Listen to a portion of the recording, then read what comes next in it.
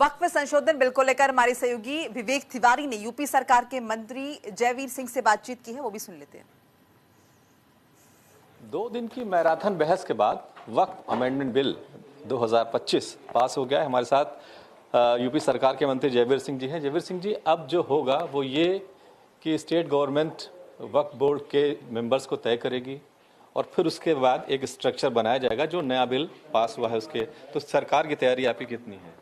देखिए, निश्चित रूप से इस बिल के पारित होने के बाद जो भी संपत्तियां वक्फ की तथाकथित संपत्तियां जबरदस्ती कुछ तो इनकी हैं और कुछ पे नाजायज तरीके से इनकी दावेदारी रहती थी, जब ये स्ट्रक्चर तैयार हो जाएगा तो न्यायिक तरीके से, जुडिशियल तरीके से, वैधानिक तरीके से संपत्तियों का चिन्हीकरण हो जाएगा, बाइफरकेशन हो जाएगा।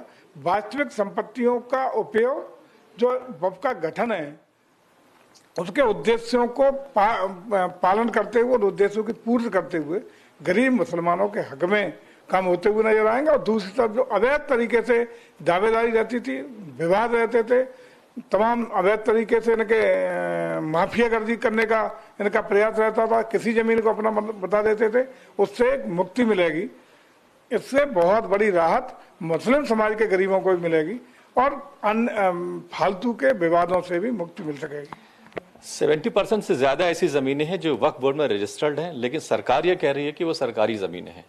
अब इस बिल के आने के बाद क्या सरकार तैयार है कि उस जमीन को खाली कराया जाए और सरकारी संपत्ति को सरकारी उपयोग में लाया जाए? ये एक बड़ा मुश्किल टास्क है। कतई कोई मुश्किल नहीं है। सारे राजस्व अभिलेख आजादी से पहले के भी, आजादी के बाद के भी, बल्कि 1359 फसली जो माना जाता है बेस राजस्व का, उसके आधार पर जो हमारी ये बोर्डों का गठन होगा जिसमें तमाम अधिकारी, शीर्ष अधिकारी रहेंगे, उनके द्वारा उन पर निर्णय हो जाएगा। जो वास्तविक उनकी प्रॉपर्टीज हैं वक्फ की, वो वक्फ को रहेंगी और जो अवैध तरीके से दावेदारी है समाप्त हो जाएंगी। इस तरह विवाद भी खत्म होंगे और जितनी भी जमीन अवैध तरीके से ये दावेदारी कर रहे हैं वो सरकार के हक में आकर के सरकार उसका लोक हित में, जनहित में उपयोग कर सके। आप कह रहे हैं कि विवाद खत्म होंगे, लेकिन नया विवाद ये शुरू होने जा रहा है कि इस पूरे बिल को लेकर सुप्रीम कोर्ट में एक पिटीशन की तैयारी की जा रही है जिसमें मुस्लिम पर्सनल लॉ बोर्ड अपनी तरफ से कर रहा है, बाकी कुछ सियासी दल भी कर रहे हैं। तो अभी ये मामला पूरी तरह से खत्म नहीं हुआ, ऐसा लग रहा है शुरुआत है। जब जम्मू कश्मीर में 370-35 से हटा था तो उसमें बहुत सारी रिटें दाखिल हुई थी सुप्रीम कोर्ट में, आपको भी पता होगा। परिणाम क्या हुआ? जो निर्णय लोक हित में, राष्ट्र हित में, जनहित में हुआ करते हैं उसमें कानून बनाने का हक भारत की संसद को है। भारत के राष्ट्रपति जी को संसद के आधार पर अनुमोदन देने का हक है। सर, आखिरी सवाल यह है कि बहस के दौरान अखिलेश यादव ने मुख्यमंत्री जी को लेकर कुछ बात की जिस पर केंद्रीय गृह मंत्री ने कहा कि वो फिर से रिपीट हो रहे हैं।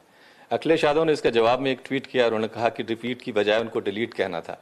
ये जो पॉलिटिक्स हो रही है अखिलेश यादव के द्वारा, क्या कहेंगे इसके बारे में? अब अखिलेश जी के बारे में तो क्या कहा जाए? अखिलेश जी अगर रिपीट को डिलीट करेंगे, कुछ भी करेंगे, वहाँ कुंभ को कौन सा कुंभ बता देंगे, किसी के बारे में रोजाना सरकार के बारे में, माननीय मुख्यमंत्री के बारे में, सरकार के निर्णयों के बारे में क्या क्या ट्वीट करेंगे रोज। तो मैं समझता हूँ कि अखिलेश जी नेगेटिविटी फैलाना बंद करिए।